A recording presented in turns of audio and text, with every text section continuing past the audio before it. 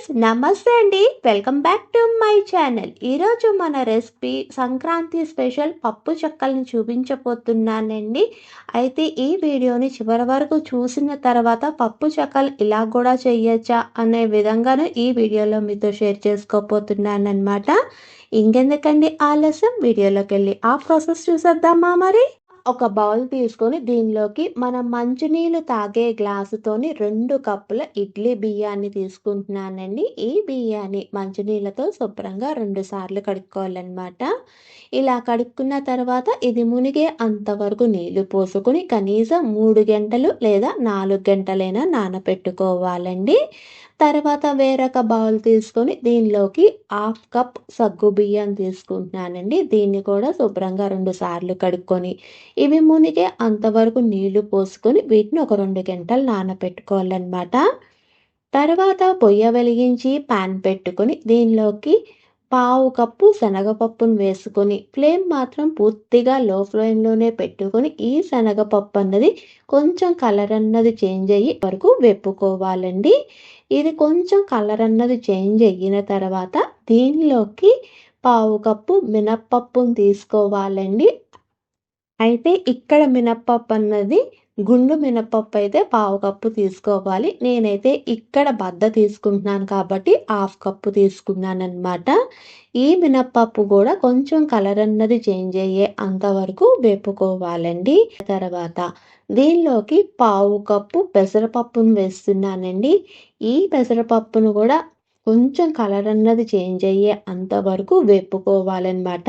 మిగిలినటువంటి పప్పులన్నింటినీ ఒక మిక్సీ జార్లోకి ట్రాన్స్ఫర్ చేసుకొని ఫైన్ పౌడర్గా చేసుకొని పక్కన పెట్టుకోవాలండి.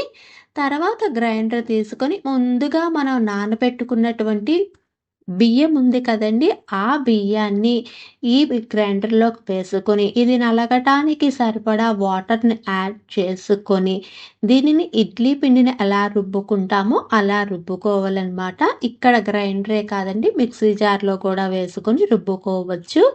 ఇలా రుబ్బుకున్నటువంటి పిండిని ఒక వెడల్పాటి ప్లేట్లో తీసుకోవాలండి.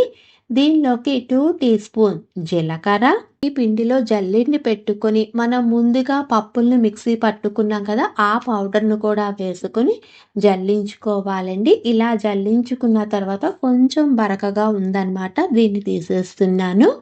తర్వాత దీనిలోకి పచ్చిమిర్చి, అల్లము పేస్ట్ 1 టేబుల్ స్పూన్ తీసుకుంటున్నాను.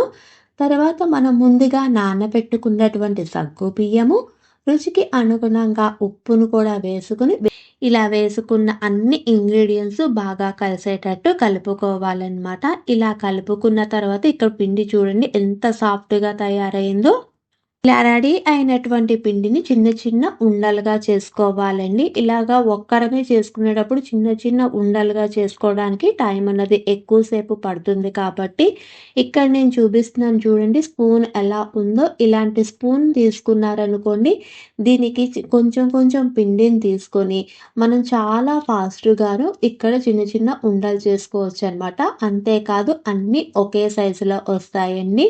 నేనైతే ఇలా కొన్ని ఉండలు చేసుకొని మిగిలిన పిండి మీద మూత పెట్టి పక్కన పెట్టుకుంటున్నాను. తర్వాత నేనైతే ఒక ప్లాస్టిక్ కవర్ని తీసుకొని దీని మీద కొంచెం ఆయిల్ అన్నది అప్లై చేసుకొని మనం ముందుగా రెడీ చేసుకున్నటువంటి ఉండలన్నీ ఇక్కడ వీడియోలో చూపిస్తున్న విధంగా అమర్చుకుని మళ్ళీ దీని మీద ఇంకొక కవర్ పెట్టుకుంటున్నానండి. ఇలా పెట్టుకున్న తర్వాత కొంచెం ఫ్లాట్గా ఉన్నటువంటి ఏదైనా బౌల్ కానీ ఇక్కడ చూపిస్తున్నాను చూసారా డబ్బా, ఇలాంటి డబ్బాతో నేను ఈ ఉండల్ని లైట్గా ప్రెస్ చేయండి. ఇలాగ వీడియోలో చూపించిన విధంగా ప్రెస్ చేస్తే అంతా ఈవెన్గాను వస్తుంది. తర్వాత పొయ్య వెలిగించి పాన్ పెట్టుకుని పైకి సరిపడా ఆయిల్ పెట్టుకుని ఈ ఆయిల్లోకి ఈ పప్పు చెక్కల్ని నిదానంగా వేసుకొని ఫ్లేమ్ మాత్రం మీడియం ఫ్లేమ్లోనే పెట్టుకొని ఈ పప్పు చెక్కలనేవి 2 వైపులా మంచి గోల్డెన్ కలర్ వచ్చే అంతవరకు వేపుకోవాలండి. ఇలా వేగిన వాటి డిష్ అవుట్ చేసుకోవటం అనమాట. ఇలా అన్నీ వేగిన తర్వాత చూపిస్తున్నాను చూడండి. ఇక్కడ పప్పు చెక్కలు చూడండి ఎంత క్రంచీగా ఉన్నాయో. అంతేనండి, ఈ సంక్రాంతికి నేను చేసేటువంటి డిఫరెంట్ స్టైల్లో పప్పు చెక్కలు రెడీ. మీకు కానీ ఈ వీడియో నచ్చితే please like, share and subscribe. Thanks for watching.